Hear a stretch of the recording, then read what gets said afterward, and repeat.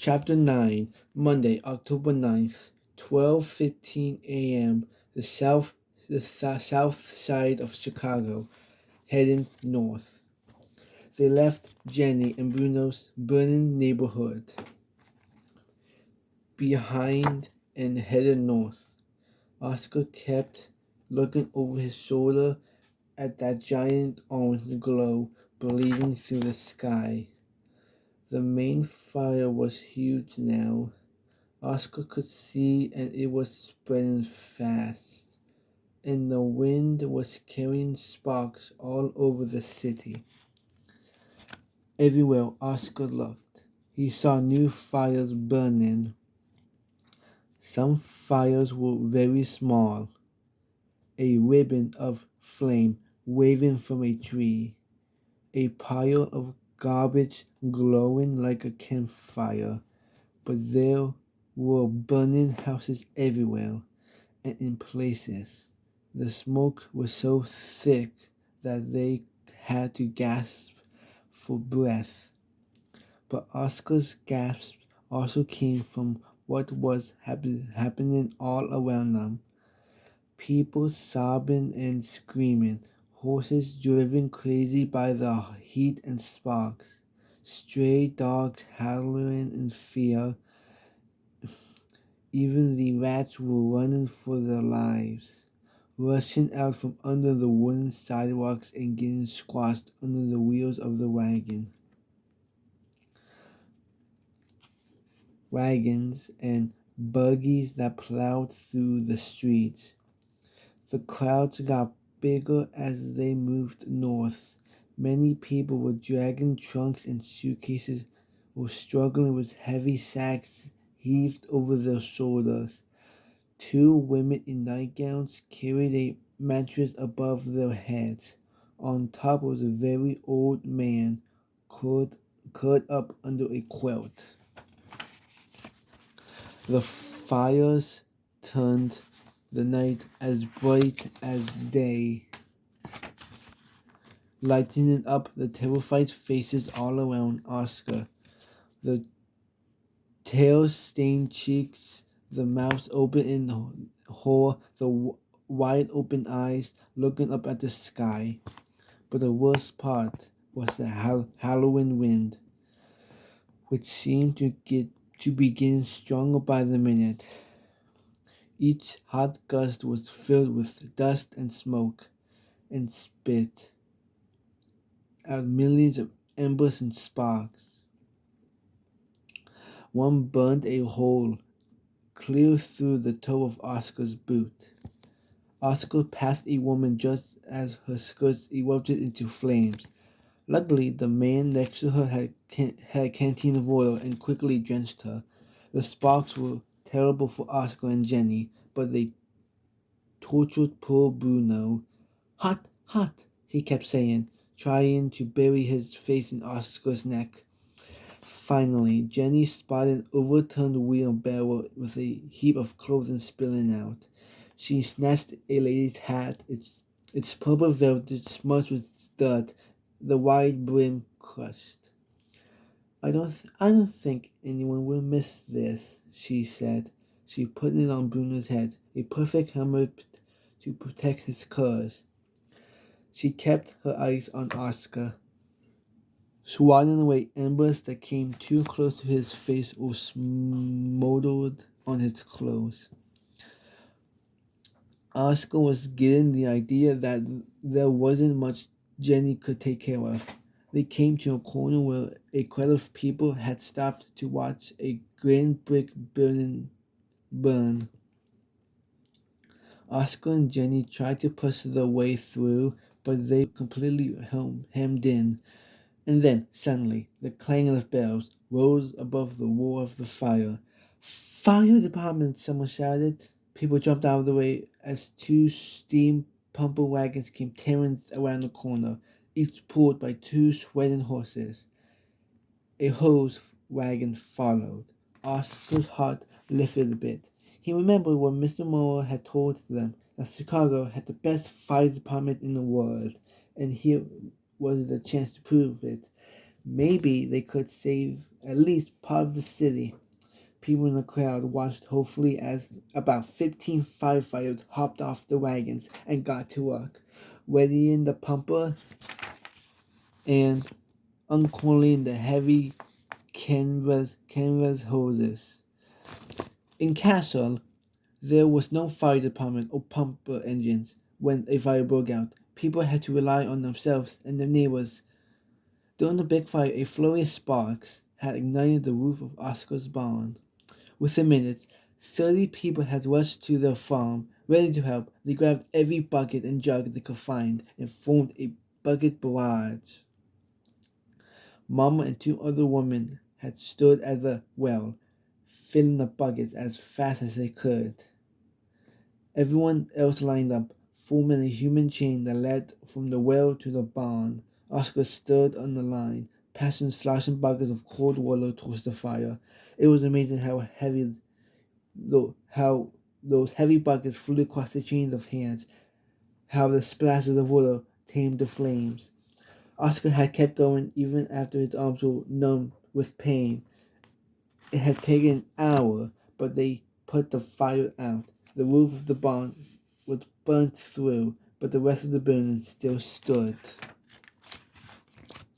Oscar would never forget how happy he felt when the last of the flames fizzled out, as if he'd helped slay a monster. He watched now as the firefighters dragged the heavy coils over to the burning buildings, screaming at people in the crowd to stand back as the pumper engines roared and water pulsed into the hoses. Like soldiers in battle, the men aimed their hoses. Cheers rose up from the crowd as thick, powerful sprays of water blasted up at the flames. Very quickly, Oscar realized that the firefighters didn't stand a chance. The fire was too big and too hot. The water hissed as it got close to the flames, and then boiled away into puffs of steam. With every gust of wind, the flames rose higher, twisting and dancing in the sky as though teasing the firefighters. They need an ocean to put out those flames, Oscar reckoned, or a bucket bridge of 1,000 people. Come on, Jenny said, spotting a break in the crowd. As they pushed their way through, Oscar turned to take a last look at the firefighters. There was no mistake in the fear in their faces. There was no doubt. Chicago was doomed. Chapter 10. The three of them walked for at least an hour more, inching their way along the packed sidewalks. They were getting closer to the Palmer house, Jenny said, but new fighters kept forcing them to find alternate routes. Now they were caught in a sea of hundreds of bodies. People squeezed them on all sides, and Oscar struggled to stay on his feet. They were passing by a warehouse when suddenly, kaboom! The smell of oil filled the air, and shards of wood flew all around them. Run! Someone screamed. Boom, boom, boom! The explosions rang out like cannon fire, like a herd of cows startled by a clap of thunder. The crowd erupted into a stampede. Jenny, Oscar, Jenny, and Bruno were caught right in the middle. Elbows jabbed them. Boots mashed Oscar's feet.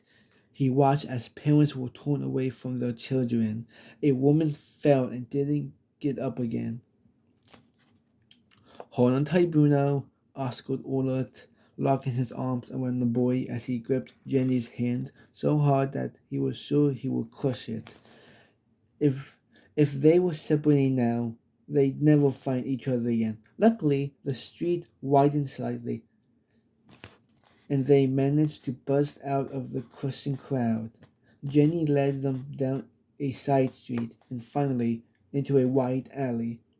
State Street is just a block away from here, Jenny said as they caught their breath. The Palmer house would be right there. Halfway down the alley, they discovered a water barrel. They all ran toward it, desperate to quench their thirst and to cool their burning skin. Oscar felt like a stalk of wheat shivered in the boiling sun. He hoisted the lid off and held Bruno while the boy slopped up water like a thirsty horse. When he was finally done, Oscar and Jenny took turns scooping up handfuls of the cool water and gulping them down. They splashed the soothing water on their faces and down scorched necks and arms. Oscar sighed with relief. You, you really know your way around the city, he said to Jenny as he dabbed drops of water onto his burned forehead. You make a good tracker. My mother was a baker, Jenny said, with a hint of pride. Bruno and I used to go with her to deliver her cakes and cookies. I love cookies, Bruno whispered to Oscar, as though he was sharing a deep secret.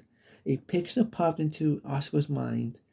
He saw Jenny with her braids straight and glossy, Bruno nibbling on a cookie almost as big as his head. He pictured a lady with Bruno's dark curls and Jenny's big brown eyes, standing in the kitchen in a flowered apron. My mama's got sick, Bruno said softly. She's in heaven. Jenny glanced at Oscar, and he glimpsed the fresh hurt in her eyes. My papa's in heaven too, Oscar said, swallowing the lump in his throat.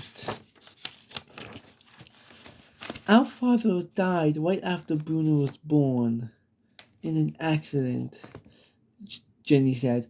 Mama died 6 months ago. I promised her I'd keep an eye on Bruno no matter what. Oscar thought of his own promise to Papa, to watch over the farm. That promise had kept him going these past 2 years, but now it was broken. Will Papa forgive him? Will Oscar forgive himself? Jenny put her hand on Bruno's head. I couldn't let us go to the orphanage, Jenny said. Her voice dropped very low when she said orphanage, as if it was a cuss word no one should ever say. Oscar understood. He heard horror stories about the orphanage in Minneapolis, the city closest to Castle. That it was more like a jail than a home. Oscar looked at Jenny and Bruno, suddenly wondering what would happen to them. Their home was gone. They were all alone. What would they do? But no. Oscar suddenly remembered. They weren't alone. He picked up Bruno. They weren't alone because they had Oscar. Hey Bruno, he said. I bet up in heaven my papa and your parents are good friends. Bruno leaned back so he could look Oscar in the eye. Like us, he exclaimed. His soot-covered face grinned out from under the fancy lady's hat. Both Oscar and Jenny laughed, and for that second, Oscar forgot about the smoke and the flames. But the smiles didn't last long. They just started walking through the alley again when they heard loud voices. A group of boys swung into the alley from the street. They were walking toward them. Jenny froze. Then Oscar saw who they were, the boys from the train station, and there, right in front, with his rattlesnake's eyes glowing through the smoke, was Otis Weber.